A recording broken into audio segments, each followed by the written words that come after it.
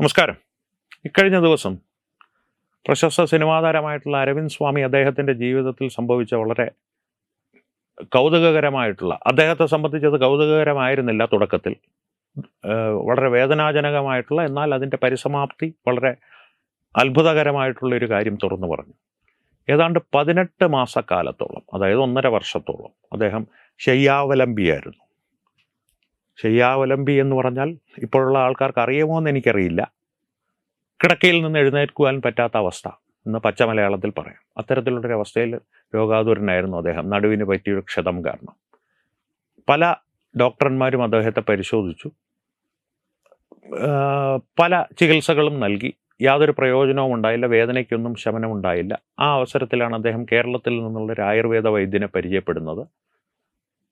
അദ്ദേഹവുമായി സംസാരിച്ചൊരു തീരുമാനത്തിലെത്തി കേരളത്തിൽ ചികിത്സയ്ക്കായി എത്തിയതിൻ്റെ 3-ാം ദിവസം അരവിന്ദ് സ്വാമി നടന്നു തുടങ്ങി. ഇത് അദ്ദേഹം തന്നെ പറഞ്ഞ കാര്യമാണ്. അദ്ദേഹം അതിൻ്റെ കൂട്ടത്തിൽ ഒരു കാര്യവും കൂടി കൂട്ടിച്ചേർക്കുന്നുണ്ട്. ഇത് എനിക്ക് ഉണ്ടായൊരു ഗുണത്തെക്കുറിച്ച് ഞാൻ നിങ്ങളോട് പറയുന്നു എന്ന് മാത്രം. ഇത് നിങ്ങൾ സ്വീകരിക്കണമെന്നല്ല ഞാൻ പറയുന്നത്, അത് നിങ്ങൾക്ക് ഇഷ്ടപ്രകാരം സ്വീകരിക്കാം. അദ്ദേഹം അത് പറഞ്ഞത് എന്തിനായിരിക്കും, ഈ അവസാനം പറഞ്ഞ ഒരു കൂട്ടിച്ചേർക്കൽ എന്തിനായിരിക്കും അദ്ദേഹം നടത്തിയതെന്ന് ഞാനൊന്ന് ആലോചിച്ചപ്പോൾ, ആയുർവേദത്തിൻ്റെ ഇന്ന് ഭാരതത്തിൽ മുഴുവനുള്ളൊരവസ്ഥ അതാണ്. പ്രത്യേകിച്ച് ആയുഷ് പോലുള്ള ഒരു വിഭാഗങ്ങളൊക്കെ തുടങ്ങി കേന്ദ്ര സർക്കാർ പരമാവധി ആയുർവേദത്തിനെ പ്രോത്സാഹിപ്പിക്കുവാനും ലോകത്തിൻ്റെ മുമ്പിലേക്ക് ഒരു അലോപ്പതിയേക്കാൾ മികച്ച പുരാതനമായിട്ടുള്ളൊരു വൈദ്യശാസ്ത്രമാണ് ആയുർവേദം എന്നുള്ള രീതിയിൽ അവതരിപ്പിക്കുവാനൊക്കെ ശ്രമങ്ങൾ നടത്തുമ്പോൾ തന്നെ ഇന്ത്യൻ മെഡിക്കൽ അസോസിയേഷൻ ഉൾപ്പെടെയുള്ള സംഘടനകളും ദൗർഭാഗ്യവശാൽ ചിലപ്പോൾ കോടതികൾ പോലും ആയുർവേദത്തിനെതിരെ തിരിയുന്നൊരവസ്ഥയാണ് ഭാരതത്തിലൊട്ടാകെ ഇന്ന് നിലനിൽക്കുന്നത്. ചുരുക്കത്തിൽ ഒളിഞ്ഞും തെളിഞ്ഞും ആയുർവേദം ഒരു കപടശാസ്ത്രമാണ്, സ്യൂഡോ സയൻസ് ആണ് എന്ന് തെളിയിക്കുവാനുള്ള കേന്ദ്ര സർക്കാരിൻ്റെ ഭരണഘടന അംഗീകരിച്ച വ്യവസ്ഥകളുടെയും അടിസ്ഥാനത്തിൽ പ്രവർത്തിക്കുന്നൊരു ആരോഗ്യ വിഭാഗമാണ് ആയുർവേദം എന്നുള്ളത് കൊണ്ട് മാത്രം പച്ചയായി അവർ പലപ്പോഴും ഇത് തുറന്നു പറയുന്നില്ല. പക്ഷെ ഒളിഞ്ഞും തെളിഞ്ഞും ആയുർവേദത്തിന് നേരെയുള്ള ആക്രമണങ്ങൾ നിർലോഭം തുടർന്നു വരുന്നൊരവസ്ഥയാണ് നാം കാണുന്നത്. അവിടെയാണ് ഈ അരവിന്ദ് സ്വാമിയെ പോലുള്ളവരുടെ സ്വന്തം അനുഭവങ്ങൾ പ്രസക്തമാകുന്നത്. ഒപ്പം ആയുർവേദത്തിന് നേരെയുള്ള ഇത്തരത്തിലുള്ളൊരു ആക്രമണം എന്തുകൊണ്ടുണ്ടാവുന്നു എന്നുള്ളതും ചിന്തിക്കേണ്ട ഒരു കാര്യമാണ്.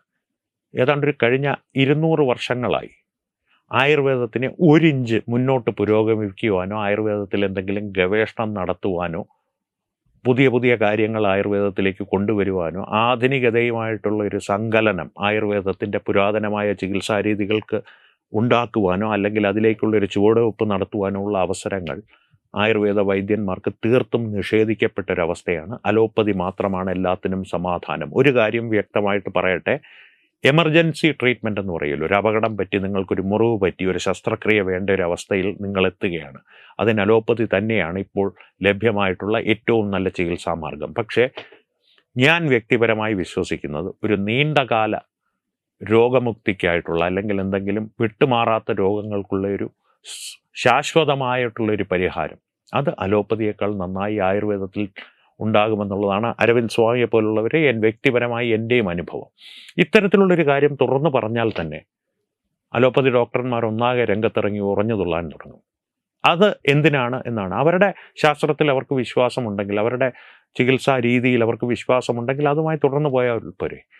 നിയമം അംഗീകരിക്കുന്ന മറ്റൊരു ആരോഗ്യ മേഖലയെ അല്ലെങ്കിൽ ഒരു ചികിത്സാ രീതിയെ അവരെന്തിനാണ് അപമാനിക്കുവാൻ ശ്രമിക്കുന്നത്? അല്ലെങ്കിൽ ഓരോ ചുവടിലും അതിന് ആ കാൽ ചുവടിന് താഴെ ലാൻഡ് മൈനുകൾ വിതറാൻ ശ്രമിക്കുന്നത് അല്ലെങ്കിൽ പടക്കം വയ്ക്കാൻ ശ്രമിക്കുന്നത് എന്ന് പച്ചയ്ക്ക് പറയാം ശ്രമിക്കുന്നത് എന്തിനാണെന്നുള്ളൊരു ചോദ്യമുണ്ട്.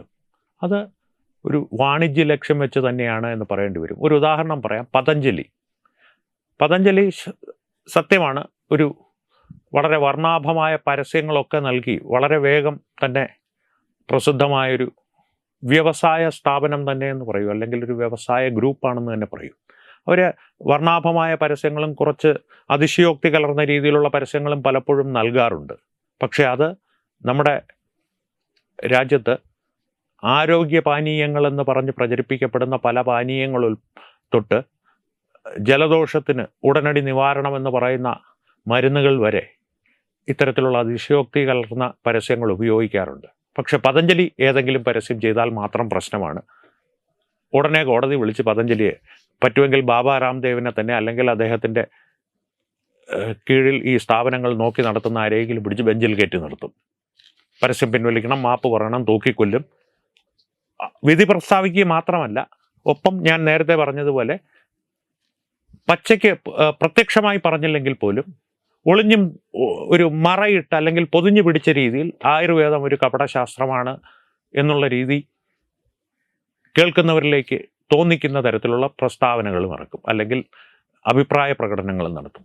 ഇത്തരത്തിലുള്ളൊരു ആക്രമണം ആയുർവേദം അർഹിക്കുന്നുണ്ടോ? ഇല്ല എന്നുള്ളതാണ് സത്യം. പക്ഷേ ഇങ്ങനെയൊക്കെയുള്ള ആക്രമണങ്ങൾ നടക്കുന്നുണ്ട് എന്നുള്ളതാണ് സത്യം.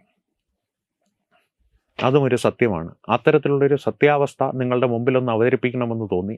ഒപ്പം തന്നെ കേന്ദ്ര സർക്കാരും കേരളത്തിലെ മാത്രമല്ല ഭാരതത്തിലെ മറ്റ് സംസ്ഥാനങ്ങളിലെയും ഒക്കെ ആയുർവേദത്തിൻ്റെതായിട്ടുള്ള ചികിത്സാ രീതികൾ അതാണ് ഭാരതത്തിൽ ഈ ആയുർവേദത്തിൻ്റെ ഏറ്റവും വലിയ പ്രത്യേകത. കേരളത്തിൽ ആണ് ആയുർവേദം ഏറ്റവും ശക്തമായും ശ്രേഷ്ഠമായും നിലനിൽക്കുന്നത്. അത് സമ്മതിക്കെ തന്നെ തമിഴ്നാട്ടിൽ ഇതിൻ്റെ ഉപശാഖകളുണ്ട്, അല്ലെങ്കിൽ ഇതിൽ നിന്ന് വളർന്നു പോയ അല്ലെങ്കിൽ ഇതുമായിട്ട് ബന്ധപ്പെടുത്താവുന്ന സിദ്ധവൈദ്യം പോലുള്ള വസ്തുതകളുണ്ട്. സിദ്ധവൈദ്യം മുഴുവൻ കപടന്മാരാണ് എന്ന് ഒരു ശ്വാസത്തിൽ അല്ലെങ്കിൽ ഒറ്റയടിക്ക് പറയുവാൻ സാധിക്കില്ല. അതിനെയും ഗവേഷണങ്ങൾക്ക് വിധേയമാക്കണം. ആയുർവേദത്തിനെ വളരാൻ അനുവദിക്കണം. കഴിഞ്ഞ 200 വർഷങ്ങളായി അത്തരത്തിലൊരു വളർച്ച ആയുർവേദത്തിന് സാധ്യമായിട്ടില്ല. ആയുർവേദത്തിന് വളരേണ്ട കാര്യമില്ല എന്ന് പരമ്പരാഗത രീതിക്കാർ പറയുമായിരിക്കും. പക്ഷെ തീർച്ചയായിട്ടും ആധുനിക കാലത്ത് വളരേണ്ടതായിട്ടുള്ള അവസ്ഥകളുണ്ട്. ഏറ്റവും ഒരു ചെറിയ ഉദാഹരണം അല്ലെങ്കിൽ ഒരു ചെറിയ കാര്യം കൂടി പരാമർശിച്ച് അവസാനിപ്പിക്കാം. ആധുനികതയുമായിട്ടുള്ളൊരു സങ്കലനം. ഒരു തടിയിൽ എണ്ണത്തോണി എന്ന് പറയുന്ന തടി ശരിയാണ്, പാരമ്പര്യമായിട്ട് അത്തരത്തിലുള്ള തടിക്കും ഔഷധ ഗുണങ്ങളുണ്ട്. പക്ഷേ പരമ്പരാഗത രീതിയിലുള്ള എണ്ണത്തോണി നിർമ്മിക്കുവാനുള്ള തടികൾ പലതും ഇന്ന് ലഭ്യമല്ല.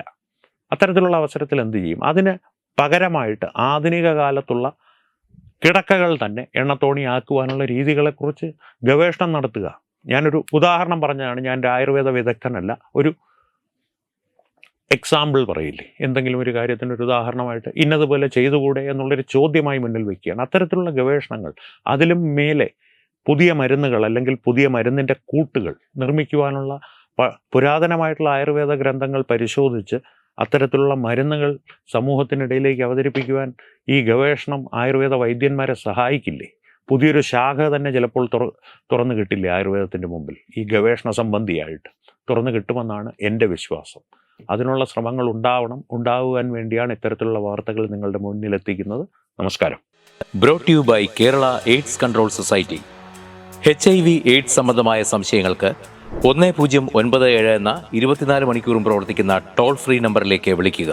വാട്സാപ്പിലും ഫേസ്ബുക്കിലും ഒക്കെ സ്റ്റാറ്റസ് അപ്ഡേറ്റ് ചെയ്യാറുണ്ടല്ലോ. HIV സ്റ്റാറ്റസോ HIV പിടിപെടാനുള്ള സാഹചര്യങ്ങളിൽ കൂടി അറിഞ്ഞോ അറിയാതെയോ കടന്നു പോയിട്ടുണ്ടാവാം. എന്ത് തന്നെയായാലും മുൻകൂട്ടി പരിശോധിച്ച് HIV സ്റ്റാറ്റസ് അറിയൂ.